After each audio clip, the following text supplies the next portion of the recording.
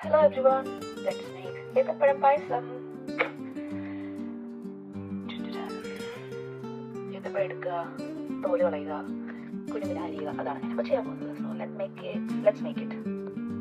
So ഏത്തപ്പഴം is ready to, I'm going to cut it out, chop it into small pieces. So ഏത്തപ്പഴം കുഞ്ഞിനെ അരിഞ്ഞു എല്ലാവരും. അപ്പോൾ നമുക്ക് അടുത്ത പ്രോസസ്സിലേക്ക് പോകാം. അടുത്തൊരു പാൻ എടുക്കുന്നു, അതിൽ നെയ്യ് ഒഴിക്കുന്നു.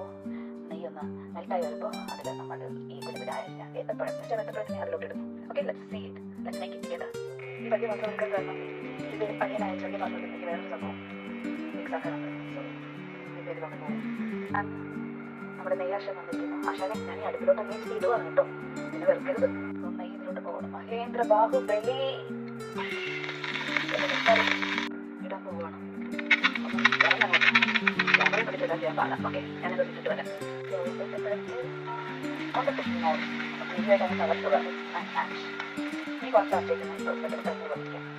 കുറച്ച് പഞ്ചസാര അതിൽ ഇട്ട് കൊടുക്കുക.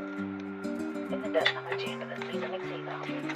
മിക്സ് ചെയ്തോണ്ടിരിക്കുക. എന്നിട്ട് അതിൻ്റെ കഴിക്കാൻ എപ്പോഴും കുറച്ചൊന്നും ചെയ്യില്ല. എന്നിട്ട് മിക്സ് ചെയ്തു അടച്ചോ. ഞാനൊരു ബ്രേക്ക് എടുത്തു. ഒരു കോഫി കുടിക്കാം, ഒരു കട കോഫി കുടിച്ചിട്ട് വരാം. അതവിടെ കിടന്ന് വേഗട്ടെ.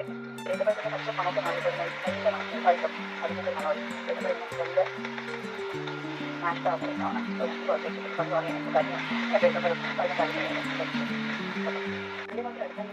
ഇപ്പോൾ വലിയ പാത്രം ആയതുകൊണ്ട് ഈ ആശാനെ അതിലോട്ടാക്കാന്ന് വെച്ചു. സ്ലൈസ്ഡ് കോക്കനട്ട്, വെറുതെ ഒരു രസം, ഒരു രുചി, അത്രേ ഉള്ളൂ. Sliced coconut കുരുവിനായിരിക്കണം. അതറിയട്ടെ. ചാവ ഇത്ര സിമ്പിളാണ്. തേങ്ങാശാന ഇട്ട് പഴം അതിവിടെ ഫ്രൈ തേങ്ങയും കൂടെ ഇതാവട്ടെ.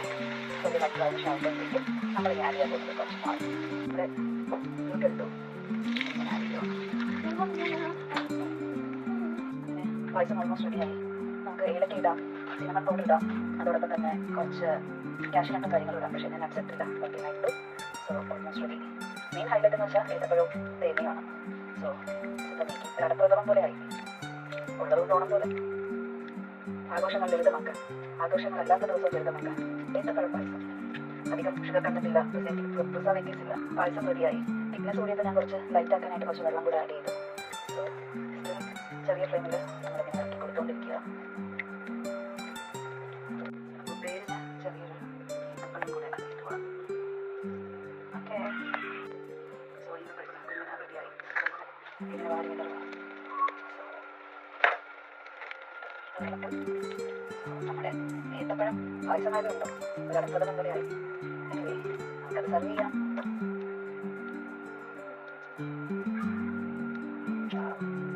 സോ നമ്മുടെ ഏത്തപ്പഴം പായസം റെഡി. കണ്ടില്ലേ?